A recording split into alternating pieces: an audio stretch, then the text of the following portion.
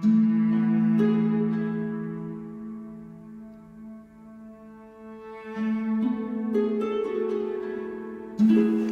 been tough. Yeah.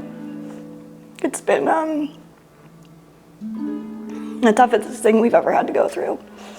So we miss Miles every minute of every day. Oh gosh. Just him, just his presence. He was like nobody else you've ever met. And I miss him. I miss our family of 4. You know, it's hard going to having this vibrant family to having an only child. It's hard.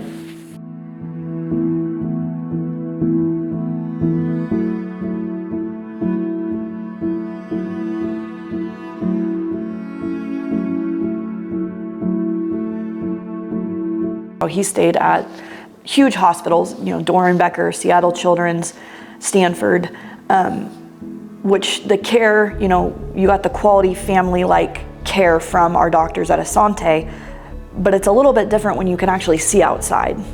When you're recovering from chemo and you can look outside and see people or trees.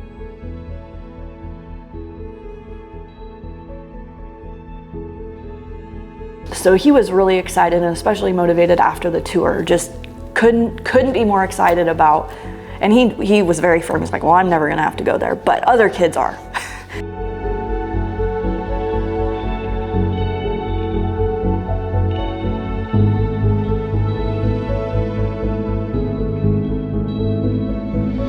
So right before the auction, he and his brother, like a lot of 4-H kids, will ask Clifford, who's the CEO of the fair, or the auction manager, would it be okay if I give, you know, a certain percentage of my sale to this cause? And so that at that time, with their papa being diagnosed, without us knowing Miles was going to shortly be diagnosed, they both said, well, we want to give to, I think it was a brain cancer research. And so I think they, you know, each gave a few $100s or something. And then fast forward to the next year,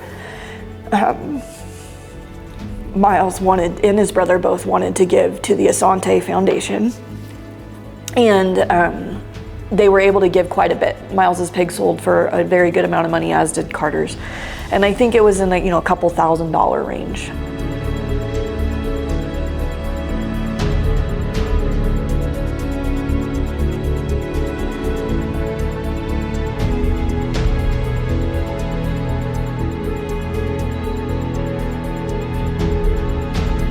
Oh gosh, he was on cloud 9 that whole night. He loves to be in the spotlight. So, you know, he loved every minute of it. And then dancing and, you know, people coming up and talking to him, and, you know, he loved it.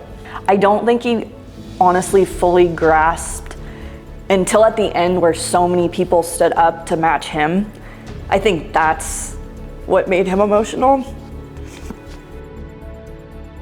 The thought of them thinking above themselves, that they have this not just even empathy, but awareness of the ability to give back and how important that is.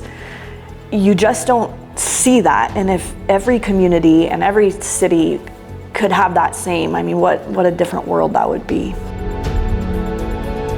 I think that Miles was never one to toot his own horn. You know, he wouldn't brag about it, but I certainly think Miles would say that he's really proud and that he's really thankful and grateful that there will be this amazing world-class hospital to match what the level of care is at Asante. It makes me so thankful and grateful and just honestly absolutely honored and touched that our story would encourage others to give, because it's so important. This hospital is so important. My husband says it very well.